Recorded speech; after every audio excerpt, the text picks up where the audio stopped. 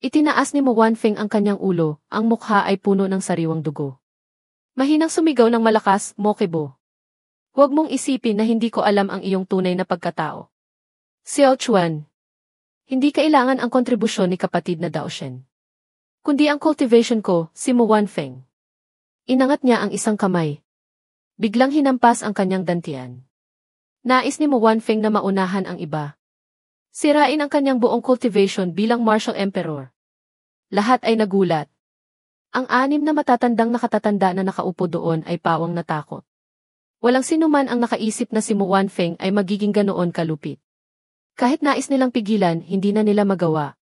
Si Mo Xiaochuan na orihinal na naghihingalo. Sa sandaling ito ay hindi alam kung saan nanggaling ang kanyang lakas. Malungkot na sumigaw ng malakas, Tio Wanfeng. Huwag! Ngunit sa sandaling iyon, ang braso ni Mo Wanfeng ay hindi pa nakakababa. Nang pigilan ito ng isang kakaibang lakas. Ang kanyang kamay ay huminto sa ere.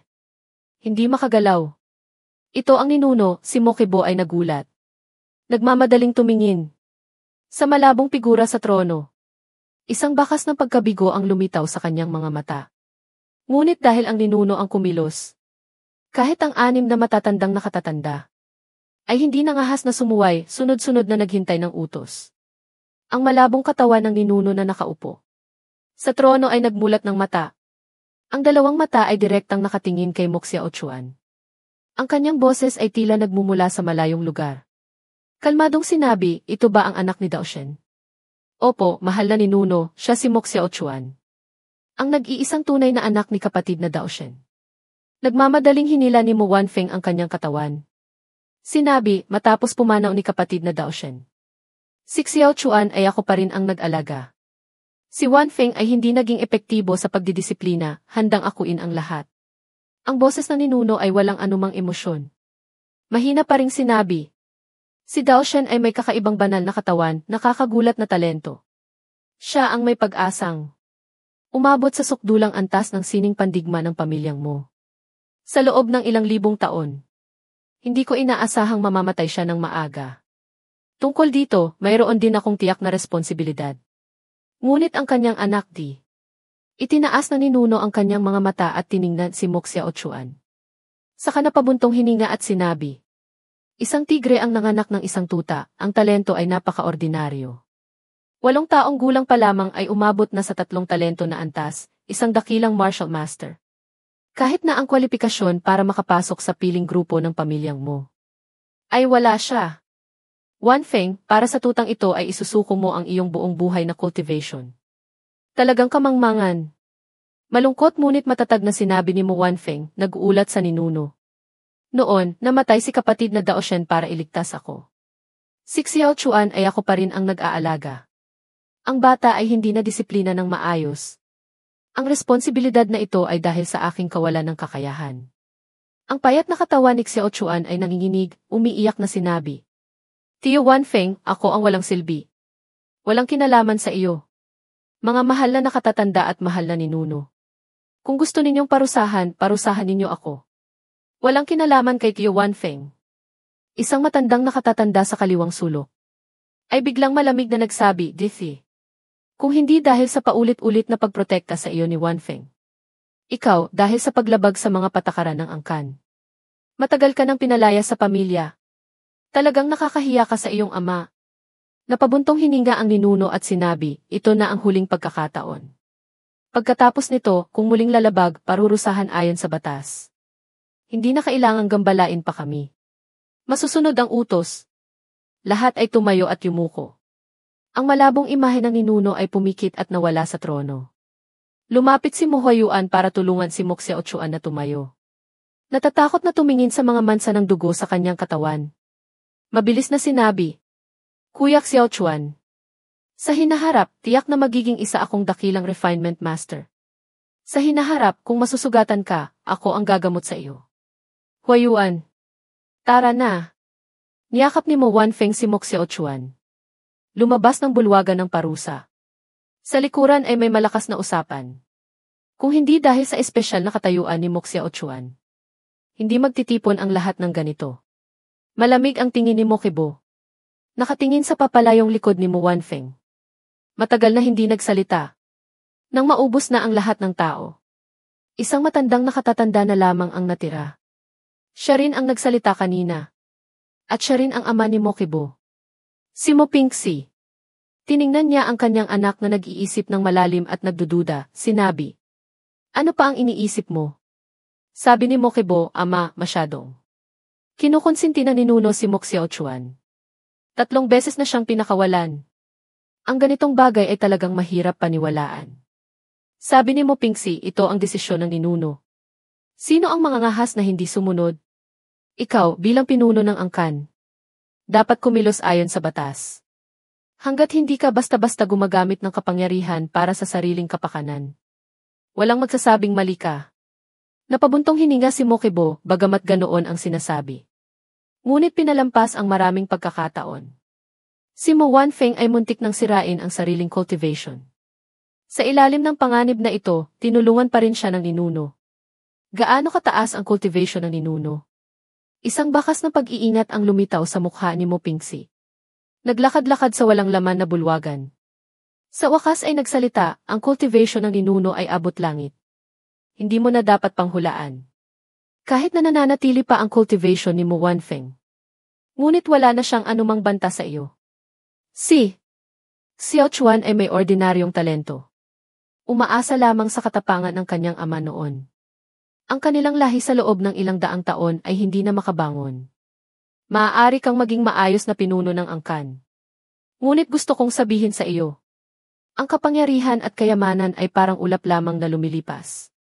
Tanging ang sining pandigma lamang ang ating sukdulang hangarin. Opo, anak, masusunod ang turo ng ama. Mapagkumbabang yumuko si Mokibo. Nawala na rin silang dalawa sa bulwagan. Sa gabi, sa maliit na bakura ng pamilyang mo. Ang 2 tuhod ni Mo Xiaochuan ay nakaluhod sa mga bakal na tinik. Sa mga bakal na tinik, may ilang daang kawit na nakatusok sa kanyang duguan ng mga tuhod. Tiningnan ni Mo Huayuan ang 2 binti ni Mo Xiaochuan. Nanginginig ang kanyang puso. Paulit-ulit na nagmamakaawa sa kanyang ama. Ngunit si Mo Wanfeng ay nanatiling malamig. Walang imik sa ilalim ng liwanag ng buwan. Ang mukha ni Mo Xiaochuan ay nagsimulang manginig. Ngunit pilit pa rin siyang nagpakatatag. Pilit na ngumiti at sinabi, Huayuan. Ayos lang ako. Ang pagluhod sa mga bakal na tinik, hindi ito ang unang beses kong lumuhod. Napakaginhawa ng pagluhod. Isa rin itong uri ng cultivation. Narinig ni Mo Wanfeng at umiling. Tumingala sa walang katapusang kadiliman ng gabi, bumulong sa sarili. Ngayon ay tamang panahon ng grain rain. Kung hindi ako nagkakamali sa pagkalkula, marahil darating ang taong iyon. Bakit hindi ko makita ang kanyang anino? Ang sakit na nararamdaman ni Mo Xiaochuan ay nagpakunot ng husto sa kanyang noo. Hindi maintindihan na sinabi, Tiyo Wanfeng. Ano ang sinasabi mo? Sabi ni Mo Wanfeng. Noong nabubuhay pa ang iyong ama. Nakipagkasundo siya sa isang tao. Sa panahon ng Qixi. Ngayong taon, sa ilalim ng maliwanag na buwan, magkikita sila sa lungsod ng itim na bakal. Dumating na ang oras. Ngunit bakit hindi ko makita ang kanyang anino? Itinaas ni Mo Xiaochuan ang kanyang kamay. Itinuro ang malaking puno ng sinamon sa kanluran. Sinabi, siya ba ang taong iyon? Nagulat si Mo Wanfeng. Biglang tumingala. Tumingin sa kumikislap na anino sa puno ng sinamon. Isang puting anino ang nakaupo sa ilalim ng liwanag ng buwan. Tumawa siya ng malakas at sinabi, Nasaan na ang isang piraso ng magiting na kaluluwa? Hindi ko makita ang dating kaibigan na dumating kasama ang kapayapaan.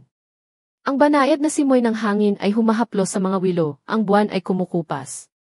Saang taon pumasok sa panaginip si Lanxu, Blue Snow. Ang kanyang puting damit na anino. Tila naging isa sa nakapaligid na kapaligiran. Parang isang immortal na bumaba mula sa liwanag ng buwan patungo sa mundo ng mga mortal. Ang kanyang mukha ay may bakas ng kalungkutan. Napabuntong hininga at sinabi, ngayon ko lang nalaman na namatay na pala si Mu Daoxian. Sa pagpunta kong ito sa lungsod ng itim na bakal. Hindi ko inaasahang napunta ako sa wala. Nagulat si Mo Wanfeng. Ang taong ito ay dumating na hindi niya alam kung gaano katagal. Ngunit siya mismo ay hindi nakaramdam ng kahit kaunti. Ang kanyang cultivation ay talagang malalim at hindi masukat. Natatakot siyang sinabi, ang dumating ba ay si Gu Fiyang? Napakunot noo ang puting damit na anino at sinabi. Mahalaga man o hindi, hindi iyon mahalaga. Ang mahalaga ay namatay na si Mu Daoshen. Sa paglalakbay na ito sa lungsod ng itim na bakal, hindi niya natupad ang usapan. Habang nagsasalita, itinaas ng taong nakaputing damit ang kanyang gitnang daliri. Gumawa ng isang mapanghamak na kilos. Ang mukha ni Mu Wanfeng ay puno ng itim na linya, sarkastikong sinabi. Ang aking kapatid ay pumanaw na, paano niya hindi matutupad ang usapan sa iyo? Sabi ng taong nakaputing damit, ang pangako ng isang lalaki. Kahit mamatay ay dapat tuparin. Mukhang ang inyong pamilyang mo ay walang taong matapat. Hindi ko na kayo sasamahan, paalam. Ang kanyang mukha ay may bakas ng hindi kasiyahan. Nais nang umalis. Sandali, isang batang boses ang umalingaw-ngaw. Nanginginig na tumayo si Mo Xiaochuan mula sa mga bakal na tinik. Ang kanyang dalawang hita ay nanginginig ng husto. Ngunit hindi siya umangal ng sakit kahit isang beses. Malakas siyang nagsabi, ang kasunduan ng aking ama sa iyo. Ako ang tutupad. Hindi sumira sa usapan ang aking ama. Ang aming pamilyang mo ay pawang mga taong matapat. Mapanghamak na tiningnan ng taong nakaputing damit si Mo Xiaochuan. Bahagyang umiti at sinabi, Bata, mayroon kang determinasyon, nais mong palitan ang iyong ama sa pagtupad ng usapan. Pagkatapos ng 35 taon, saka mo sabihin. Sinamantala ni Mu Wanfeng ang pagkakataong ito at nagmamadaling sinabi, Gufiyang. Ang taong ito ay anak ng aking kapatid. Wanfeng, maihihilingin ako sa iyo. Maaari mo bang isaalang-alang ang aking kapatid at kunin siya bilang disipulo? Ialis siya sa lungsod ng itim na bakal. Ang puting damit na anino ay si Gufiyang ah. Tiningnan niya si Mo Xiaochuan at sinabi, kapuri-puri ang determinasyon. Ngunit Mu Wanfeng, nagbibiro ka ba? Ang talento ng batang ito ay sobrang ordinaryo. Sa buhay na ito, napakahirap para sa kanya na umabot sa Martial Emperor. Ipinapasa mo sa akin ang pabigat na ito, ano ang iyong iniisip? Kinabahan ang puso ni Mu Wanfeng. Ang sitwasyon ni Mo Xiaochuan. Ngayon ay hindi na maaaring manatili sa lungsod ng itim na bakal. Sabi niya, nakipagkasundo ka sa aking kapatid. Hindi ba't nais mong makita ang banal na sining? Ng pamilyang mo, ang Tianzhen Haoranju, Celestial Pure Grand Righteousness Art. Hanggat tatanggapin mo si Xiaochuan bilang disipulo. Ipapakita ko ito sa iyo. Ang ekspresyon ni Mo Xiaochuan ay may bakas ng hindi paniniwala. Nagulat na sinabi, Tio Wanfeng, hindi maaari. Ang Tianzhen Haoranju ay ang pinakamalaking lihim ng pamilya. Kung ikaw ang magpapalabas nito, tiyak na kamatayan ang parusa, walang duda. Madadamay pa si kapatid na Huayuan, si Cha at ang iba pang mga babae. Inakala ni Mu Wanfeng na maaantig ang kabilang panig. Kahit papaano ay mag-aalangan ito, ngunit hindi niya inaasahang mapanghamak na tatawa ang kabilang panig. At sa kananuya, ang Tianzhen Haoranju ng pamilyang mo. Tanging si Mu Daoshen at ang ninuno lamang. Na hindi alam kung gaano katagal nang nabubuhay. Ang nakakaalam ng diwa nito. Ang iba na gumagawa nito ay talagang kahiyahiya. Sa totoo lang, lahat sila ay tae ng aso. Kung titingnan ko, magkakaroon ako ng mapanghamak na pag-iisip. Ikaw! Si Mu Wanfeng ay galit na galit. Wala siyang magawa. Ang desisyon ay nasa kamay ng kabilang panig. Wala siyang magagawang paraan. Sabi ni Mo Xiaochuan. Tio Wanfeng, hindi na kailangang hilingin sa kanya. Sinabi na noon ng aking ama. Alam mo, hindi ka nagsasalita. Nagsasalita ka, hindi mo alam. Binubuksan mo ang iyong bibig para pumuri. Malamang wala kang tunay na kakayahan. Sa tingin ko, paano siya magiging kasing husay ni Tio Wanfeng? Walang masyadong reaksyon si Gufiyang. Bahagyang umiti at sinabi. Ang isang bata ay marunong pang gumamit ng reverse psychology. Ang inyong pamilyang mo, maliban sa iyong ama, ay hindi na makakahanap ng pangalawang taong kapakipakinabang. Idagdag pa na ikaw ay isang taong may hamak na talento. Sumama ka man kanino. Hindi ka rin makakaangat. Napakayabang ng tono. Biglang may sumigaw ng malakas sa himpapawid. Ang espasyo sa maliit na bakuran ay nabaluktot. Dalawang anino ang lumabas. Sina Mo Kibo at Mo Pingsi pala. Ang kanilang mga mata ay nakatingin kay Mu Wanfeng. Malamig na sumigaw si Mo Pingsi, Wanfeng. Napakalakas ng loob mo. Bilang isang dakilang nakatatanda ng angkan. Nangahas kang ilabas ang sukdulang sining ng angkan. Biglang nagbago ang ekspresyon ni Mo Wanfeng. Ang kasalanang ito. Hindi niya kayang akuin. Agad niyang itinanggi, sinabi. Matandang nakatatanda, Pingxi. Kailangang may ebidensya kapag nagsasalita. Mabuti. Maghintay ka dyan. Hintayin mo muna ako. Nahulihin ang batang ito na hindi alam ang taas ng langit at lalim ng lupa. Saka ko siya paaminin sa iyo. Tungkol sa pakikipagsabuatan sa sukdulang sining ng pamilya. Tingnan natin kung paano ka pa magkakaila. Bagamat narinig nilang dalawa, ngunit matagal na silang hindi nagugustuhan si Mo Wanfeng. Kahit sabihin pa, hindi tiyak na may maniniwala. Si Mo Pingxi ay mayabang na suminghal. Ang kanyang mukha ay may mapanghamak na ekspresyon. Tumingin sa puno ng sinamon at sinabi, Gufiyang, tama ba? Kibo, narinig mo na ba ang pangalang ito? Si Mo Kibo ay nasa mabuting kalagayan. Umisi at sinabi, tila narinig ko na. Mukhang ilang taon na ang nakalipas ay mailumitaw na isang Nine Heavens Martial Emperor. Medyo may pangalan din sa kontinente, hehe. Ngunit dahil nangahas siyang pumasok sa ating lungsod ng itim na bakal. Natural na mayroon siyang sukdulang kasanayan. Mahal na ama, sakaling hindi natin siya matalo. Ano ang gagawin natin? Ha. Tumawa si Mo Pingxi at sinabi, Kibo. Bakit hindi ka umakyat at humingi ng turo? Ang mga nagsasanay ng sining pandigma ay dapat magkaroon ng diwa na hindi natatakot matuto sa mas mababa. Opo, ama. Mapanghamak na umakyat si Mo Kibo. Si Gufiyang sa kanyang mga mata ay isang tipaklong lamang. Na maaari niyang durugin anumang oras. Sabi ni Mo Pingxi, ang bagay na ito sa pagkakataong ito ay maayos na nahawakan. Malalaman ng ninuno ang tungkol. Sa paglalabas ni Mo Wanfeng ng Chanzen Haoranju.